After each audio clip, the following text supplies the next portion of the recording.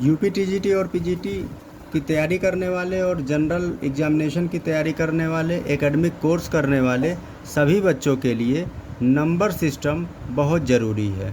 बहुत लोगों को इसमें समस्या आती है, बहुत सारे प्रश्नों को वो क्लास में गलत कर देते हैं। जो भी परीक्षा होती है उसमें मिस्टेक हो जाता है, उसका कारण है बेसिक नॉलेज की कमी।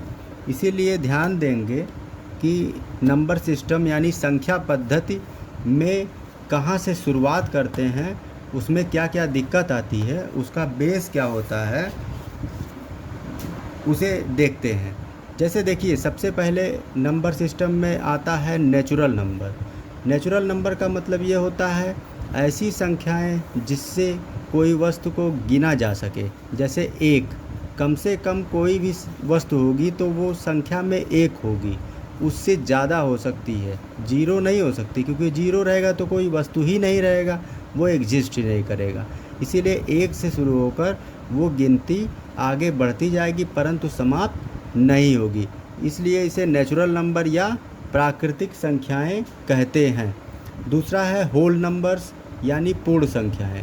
पूर्ण संख्याओं में देखिए जीरो इंक्लूड हो जाता है। हम जीरो से लेके जो संख्याएं होती है उसे पूर्ण संख्याएं कहते हैं। तीसरा नंबर होता है पूर्णांक यानी इंटीजर्स। पूर्णांक यानी इंटीजर्स क्या होता है? जीरो से आगे जो होल नंबर है वो पूरा होंगे और जीरो से पीछे जो निगेटिव सारे नंबर्स हैं वो भी पूर्ण संख्याओं में आएंगे। जो निगेटिव पूर्ण इंटीजर्स होते हैं उसे आई माइनस से रिप्रेजेंट किया जाता है और जो पॉजिटिव इंटीजर्स होते हैं उन्हें आई प्लस से रिप्रेजेंट किया जाता है। और आई जीरो अगर लिखा है तो उसका मतलब एक संख्या हमारी जीरो होती है, यानी इसे निगेटिव इंटीजर कहेंगे इधर वाली संख्याओं को, इधर वाली संख्याओं को पॉजिटिव इंटीजर्स कहेंगे और जीरो को हम क्या कहेंगे? Zero integer. नेक्स्ट है रेशनल नंबर्स यानी परिमेय संख्याएं। परिमेय संख्याएं क्या होती हैं?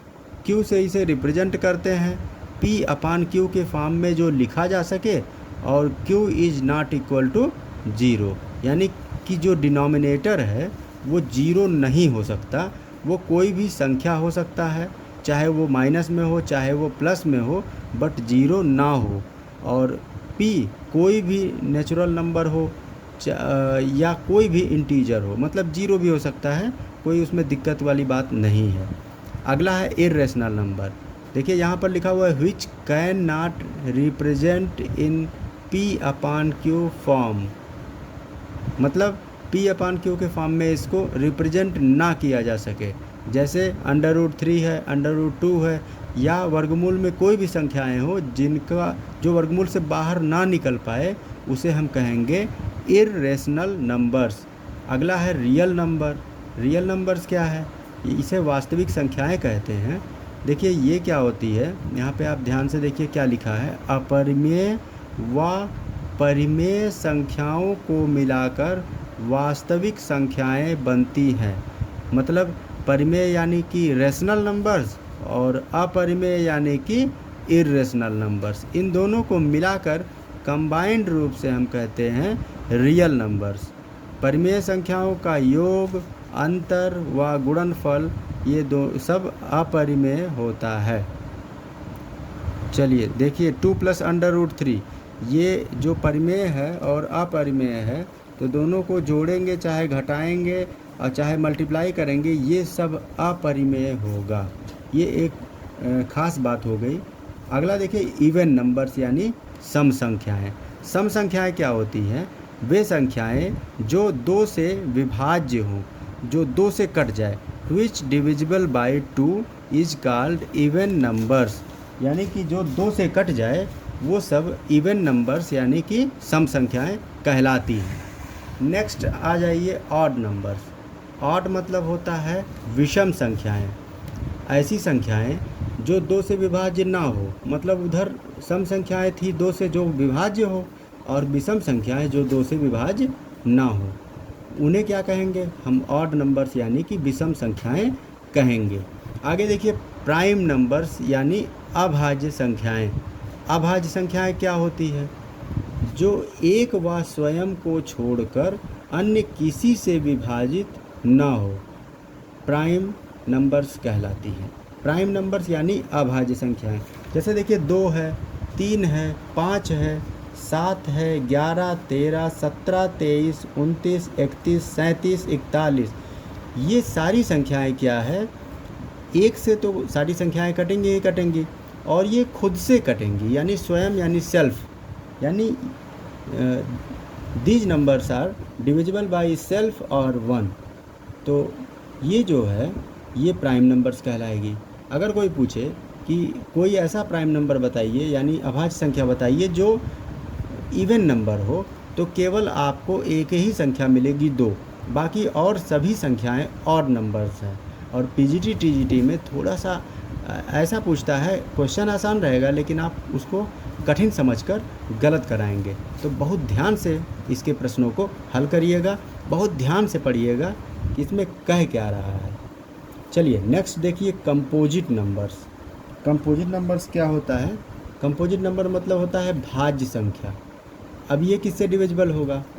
ऐसी संख्याएं जो एक से डिविजिबल हो, स्वयं से डिविजिबल हो, ये तो सभी संख्याएं होंगी, और कम से कम एक और संख्या से विभाज्य हो, यानी डिविजिबल हो, यानी कम से कम 3 संख्याओं से ये डिविजिबल हो, वे संख्याएं आपकी भाज्य संख्याएं कहलाएगी। यानी या तो अभाज्य होगा या तो भाज्य होगा।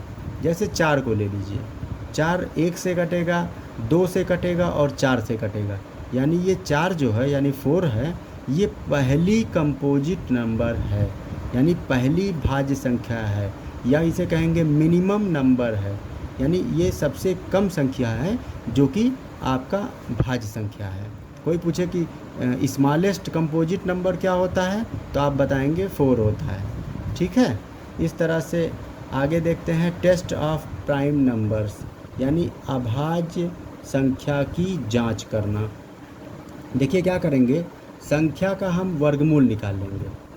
अगर वो संख्या वर्गमूल से छोटी अभाज्य संख्या से पूर्णतया विभाजित न हो, समझिए बात को, जैसे संख्या कोई भी है उसका हम क्या करेंगे, वर्गमूल निकाल लेंगे, और जितना वर्गमूल उसका आता है उस वर्गमूल से छोटी जितनी भी प्राइम नंबर्स हैं उससे पूर्णतः विभाजित ना हो तो वह संख्या अभाज्य संख्या यानी प्राइम नंबर कहलाती है।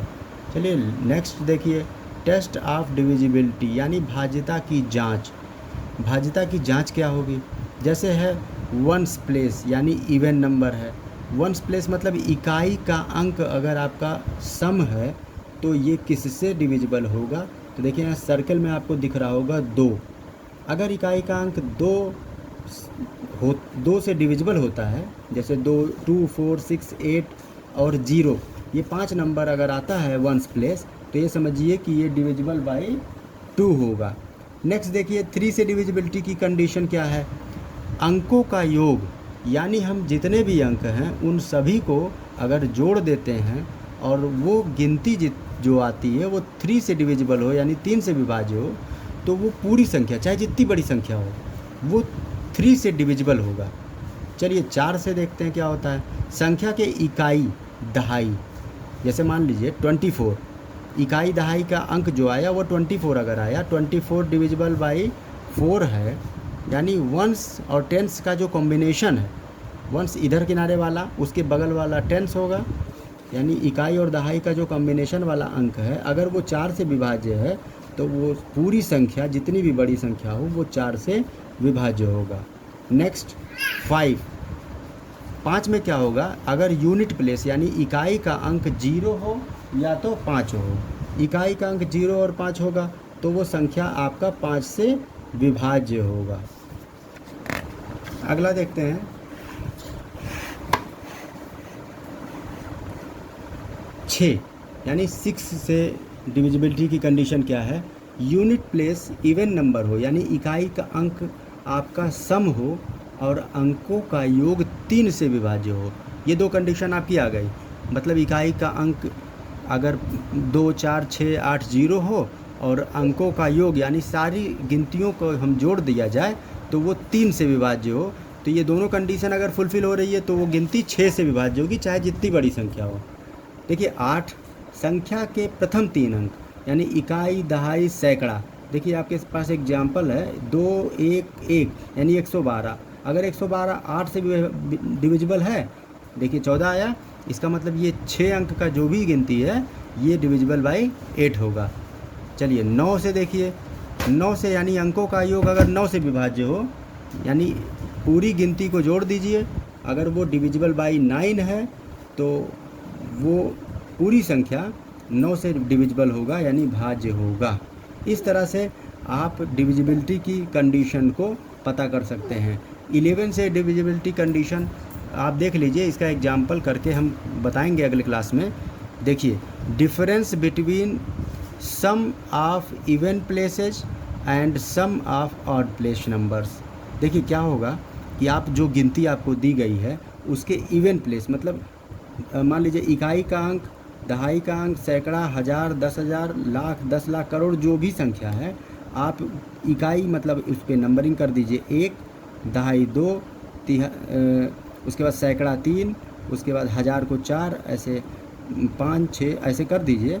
तो जो इवन प्लेस नंबर को अलग जोड़ लीजिए और ऑड प्लेस नंबर को अलग जोड़ लीजिए, और दोनों का अगर डिफरेंस निकालते हैं और वो 0 आता है, चाहे 11 आता है या 11 का मल्टीपल आता है, तो वो 11 से डिविजिबल है, अदरवाइज़ नहीं। खैर इसका एग्जाम्पल हम नेक्स्ट क्लास में बता देंगे। आज के क्लास में बस इतना ही। और आप टीजीटी, पीजीटी या जनरल एग्ज़ामिनेशन की जो भी तैयारी कर रहे हैं मैथमेटिक्स सब्जेक्ट से, वे सब डेली क्लास को देखते रहिए और तैयारी अपनी करते रहिए। धन्यवाद।